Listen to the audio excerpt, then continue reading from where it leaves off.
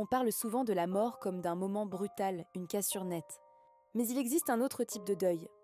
Plus sournois, plus douloureux parfois encore, le deuil blanc, c'est ce moment où l'on perd quelqu'un, sans qu'il soit encore parti. Quand la maladie comme l'Alzheimer vole peu à peu la personne qu'on aime.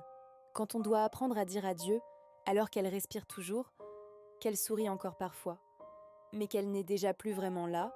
Imagine une fille qui voit sa mère changer, jour après jour. Au début, ce sont des oublis, un prénom, une date, un souvenir qui s'efface. Puis la maladie avance et la mère ne reconnaît plus sa propre enfant. Chaque visite devient une épreuve. Elle est laide physiquement, mais son regard traverse comme si elle regardait un étranger. La fille serre la main de sa mère, mais cette main ne serre plus en retour. Elle parle, elle raconte, mais la voix de sa mère ne répond plus qu'avec des mots décousus. C'est une mort lente, silencieuse, comme voir une photo s'effacer chaque jour un peu plus.